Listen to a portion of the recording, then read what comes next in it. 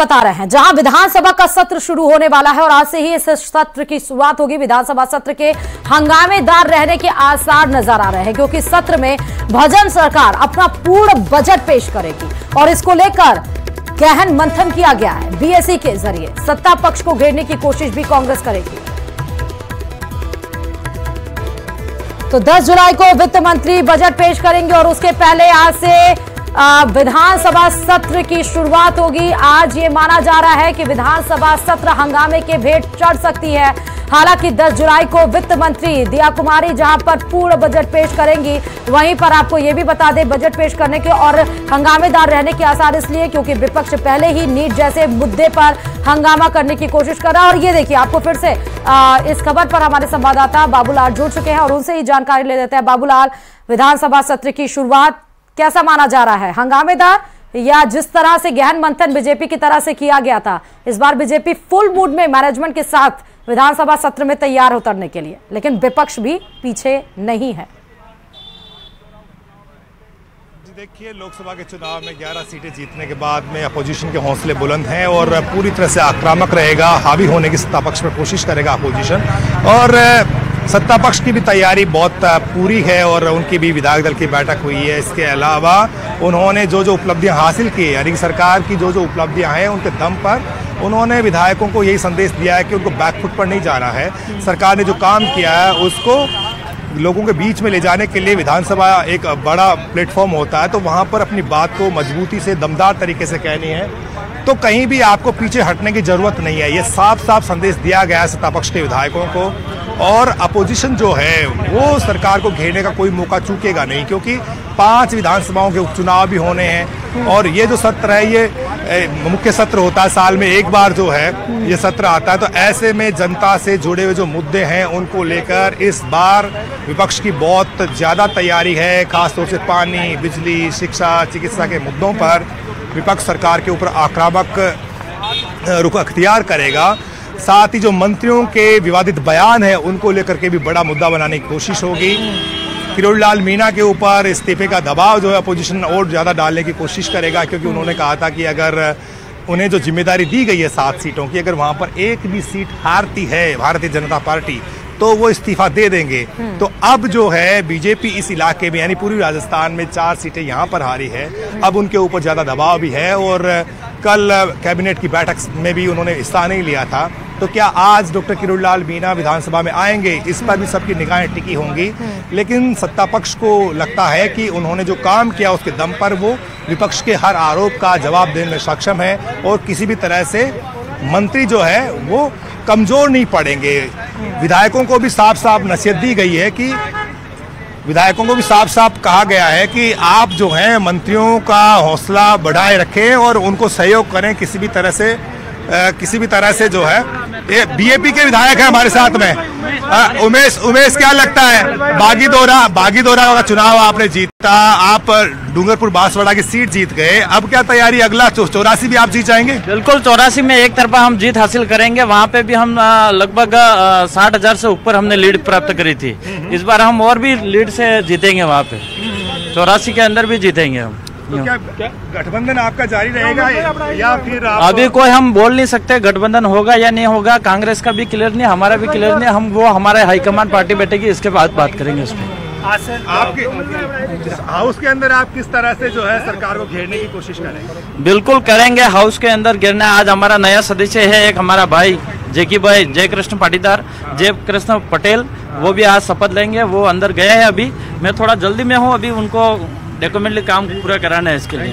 ठीक है, गठबंधन की भी बात कही गई बाबूलाल, और इसी के साथ शिक्षा मंत्री मदन दिलावर एक और बीएपी के विधायक है, उनसे बात कर लेते हैं। किस तरह से बीएपी इस बार हमलावर रहेगी सरकार नौजवानों के मुद्दों को लेकर हमलावर रहेगी। नौजवानों के मुद्दों को लेकर हमलावर रहेगी। जिस प्रकार से उन्होंने अभी बेरोजगारों को लगाया था कांग्रेस की सरकार में, आज उनको निकाल दिया गया। दूसरा, 3 साल से छात्रवृत्ति नहीं आई है नौजवानों के लिए और किसानों को आज पूरा हक नहीं मिल पाया है। साथ में अभी जो भर्तियां संविदा पर निकालने की बात कर रहे हैं, ये हमारे साथ बहुत बड़ा धोखा है। इस मुद्दों पे हम सरकार के खिलाफ रहेंगे इस बार। फिर जिस तरह से मदन दिलावर ने कहा, आप लोग जो सैंपल ले जाने वाले थे, क्या वो सैंपल आज पास लेके जाएंगे? आज सत्र पूर्ण रूप से चलने वाला नहीं है। बजट सत्र 10 तारीख को पेश होगा और नए सदस्य आए हैं, उनके आज शपथ है, तो इसलिए आज हम शायद प्रदर्शन नहीं करें, लेकिन हम बता देते हैं हम प्रगति पूजक हैं, हम वास्तविक हैं और हम हमारे बाप की औलाद है। DNA टेस्ट कराने के लिए हम तैयार हैं। ठीक, बाबूलाल, बीजेपी की एक तरह से आंधी चल रही है बागड़ में, और उसके जो विधायक हैं उनको ये लगता है कि ना वहाँ पर कांग्रेस इनके सामने टिक पाएगी और ना ही बीजेपी। तो एक तरह से बीजेपी एक बहुत बड़ा विकल्प बन गई है बीजेपी और कांग्रेस का बागड़ में। ये भी देखना और यही वजह है कि लगातार वहाँ पर ये पार्टी जीत रही है, नौजवानों की पार्टी है जो भारतीय ट्राइबल पार्टी से अलग होकर के और अस्तित्व में आई। और ये भी देखना होगा बाबूलाल, सांसद का वहाँ पर चुनाव जीता। ये भी देखना होगा कि आज विधानसभा सत्र में रीट की परीक्षा को लेकर संसद में जो हिंदू पर जो बयान दिया गया उस पर भी, शिक्षा मंत्री के DNA वाले टेस्ट पे भी, इस पर भी हंगामा हो सकता है।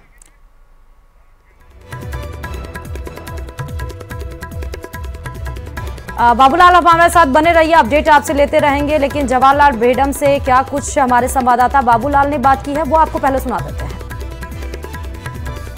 विधानसभा का बजट सत्र शुरू होने जा रहा है। मेरे साथ मौजूद हैं गृह राज्य मंत्री जवाहर सिंह बेडम। बेडम साहब, किस तरह की रणनीति बनी कल विधायक दल की बैठक में और आज आप किस तरह से तैयार होकर के हाउस पहुंचे हैं? देखिए, प्रदेश के मुख्यमंत्री आदरणीय भजन लाल शर्मा जी के नेतृत्व में कल विधायक दल की बैठक हुई और विधायक दल में यही बात थी कि हम जो चुन के आए हैं सभी भारतीय जनता पार्टी के विधायक, उनको जनता के प्रति जवाबदेह होकर के काम करना है और सरकार कर भी रही है। आप 6 महीने का अध्ययन करेंगे तो निश्चित रूप से पहले की सरकारों की तुलना में 6 महीने में जितने अभूतपूर्व काम माननीय भजन लाल जी की सरकार ने किए हैं वो उल्लेखनीय है। आप ERCP की बात करेंगे, आप समर्थन मूल्य गेहूं पर बढ़ाने की बात करेंगे, आप गैस सिलेंडर पर कीमत कम करने की बात करेंगे, आप गोपाल कार्ड बनाने की बात करेंगे, महिलाओं को सम्मान देने की बात करेंगे, आप किसान सम्मान निधि में 2000 रुपये वृद्धि की बात करेंगे, हर व्यक्ति को पीने का पानी मिले, सिंचाई के लिए पानी मिले, यमुना जल समझौते की बात करेंगे। सब चीज में आगे आकर के माननीय भजन लाल जी ने मात्र 3 महीने में, क्योंकि 3 महीने तो आचार संहिता लगी थी, मात्र 3 महीने में हर विधानसभा में 5-5 करोड़ के रोड और 3-3 करोड़ रुपया के इंफ्रास्ट्रक्चर डेवलपमेंट के लिए अपनी स्वास्थ्य सेवाओं या शिक्षा व्यवस्थाओं को सुधारने। आपका दावा है कि सरकार ने बहुत कुछ किया है, लेकिन प्रतिपक्ष कह रहा है कि 100 दिन की जो कार्य योजना बनाई थी उसमें आपने धरातल पर काम क्या किया, वो आपसे जवाब मांगेंगे। देखिए, विपक्ष का काम तो हल्ला मचाना है, वो करेंगे और विपक्ष के साथियों को मैं कहूँगा कि आप सकारात्मक रूप से सोच करके सरकार ने जो काम किया उसके लिए धन्यवाद दो, साधुवाद दो। और आप भी देखेंगे कि जिस तरह से अपराध का ग्राफ कम हुआ है, अपराध मुक्त राजस्थान की ओर बढ़ने के लिए हम काम कर रहे हैं। साइबर ठगी करने वाले लोगों के द्वारा अर्जित की गई अवैध रूप से संपत्तियों को पीला पंजा चला करके नष्ट किया जा रहा है। संगठित अपराध करने वाले लोगों के खिलाफ पीला पंजा जिस तरह से हमारा चल रहा है, राजस्थान में एक विश्वास पैदा हुआ है कि हाँ, जनता की हितैषी सरकार माननीय भजन लाल जी के नेतृत्व तो किसी भी सूरत में आप विपक्ष को हावी नहीं होने देंगे सरकार के ऊपर? विपक्ष का कोई मतलब ही नहीं है, अब वो हो अल्लाह मचाना तो कोई भी मचाए। साथ मैं ट्राइबल बेल्ट से आता हूँ, चौथी बार विधायक हूँ, ट्राइबल हूँ। शिक्षा मंत्री जी ने ट्राइबलों को DNA टेस्ट के लिए बोला है। हम सदन में हमारा DNA टेस्ट कराएंगे कि भाई लो हमारा DNA टेस्ट करा लो, हम किस रूप में हैं उसका भी हम जवाब मांगेंगे। इसलिए पूरा सत्र हंगामेदार रहेंगे, सरकार की नाकामियां को उजागर करेंगे और सरकार द्वारा जो चलाई जा रही है नीतियां उसका भी विरोध होगा। धन्यवाद।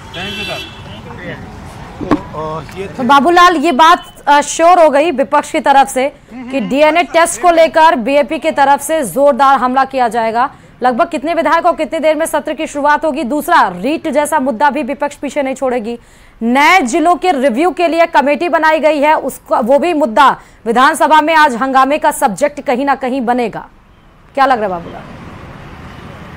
जी देखिए, अभी 43 मिनट बचे हैं विधानसभा के शुरू होने में और पूर्व मंत्री अर्जुन सिंह बामनिया जो कि गहलोत सरकार में मंत्री रहे हैं, तो उन्होंने कहा है कि जिस तरह का विवादित बयान दिया शिक्षा मंत्री मदन दिलावर ने, तो उससे वो बहुत आहत हैं और पूरा आदिवासी समुदाय इससे बहुत आहत हुआ है और वो भी DNA जांच की मांग करेंगे और ये कहेंगे कि पता लगाइए कि हम किसके वंशज हैं। तो इस मुद्दे पर मदन दिलावर की मुश्किलें बढ़ सकती है, क्योंकि विपक्ष बहुत आक्रामक है और आदिवासी समुदाय से जुड़े जितने भी विधायक हैं वो अपनी नाराज़गी जाहिर कर चुके हैं। बहुत जगहों पर प्रदर्शन भी हुए हैं। तो सरकार के लिए एक तरह से संकट खड़ा कर रखा है इस मुद्दे पर, क्योंकि देश के कई इलाकों में विरोध प्रदर्शन हुए हैं और आज भी विधानसभा में जब मदन दिलावर का आमना सामना आदिवासी विधायकों से होगा और जो बड़े नेता हैं कांग्रेस पार्टी के वो भी इस मुद्दे पर मदन दिलावर की घेराबंदी करेंगे, तो किस तरह से सरकार जो है वो अपने मंत्री को बचाने की कोशिश करेगी ये देखना होगा। लेकिन साथ ही किरोड़ीलाल मीणा का किस तरह का स्टैंड रहता है, क्योंकि अभी तक वो सक्रिय नहीं हुए हैं। पहले कहा जा रहा था कि वो फाइलें तो निकाल रहे हैं लेकिन बैठकों में नहीं आ रहे हैं। कैबिनेट मीटिंग से भी कल नदारद थे और बताया गया कि वो दिल्ली दौरे पर हैं और जो पार्टी के बड़े नेता हैं संगठन के उनसे उन्होंने मुलाकात करके और अपना हाल वहाँ पर बताया है कि मेरी ये स्थिति है। मुझे तो बहुत सारी परेशानियाँ हैं। सिर्फ लोकसभा चुनाव की हार को एक बहाना कहा जा सकता है, लेकिन असली दर्द किरोड़ीलाल मीणा का कुछ अलग दिख रहा है, जिसकी वजह से वो अपनी सरकार के लिए क्या आज विधानसभा का सत्र और क्या आज इस सब्जेक्ट को भी उठाया जाएगा बाबूलाल, नए जिलों की रिव्यू को जो पूर्व मुख्यमंत्री के सरकार में बनाए गए थे उसके लिए कमेटी बनाई गई, क्या आज ये भी सब्जेक्ट उठेगा? जी देखिए, शायद ही आज इस मुद्दे पर कोई ज़्यादा चर्चा हो, क्योंकि ज़्यादा बिजनेस है नहीं आज शोका अभिव्यक्ति के बाद। और जो नए सदस्य चुन करके आए हैं उनके शपथ लेने के बाद आज की कार्रवाई स्थगित कर दी जाएगी। माना ही जा रहा है कि कल इस मुद्दे पर विपक्ष बहुत आक्रामक रुख अख्तियार कर सकता है, मुखर होकर के और घेराबंदी कर सकता है सरकार की, क्योंकि बहुत सारे ऐसे विधायक हैं कांग्रेस पार्टी के जो चुनाव जीत करके आए हैं उन जिलों की बदौलत जिनकी घोषणाएं सरकार गहलोत सरकार ने करी थी और जो जिले अस्तित्व में भी आ गए हैं। लेकिन सरकार ने एक कमेटी भी बनाई है जिसमें 4 मंत्री हैं। इसके अलावा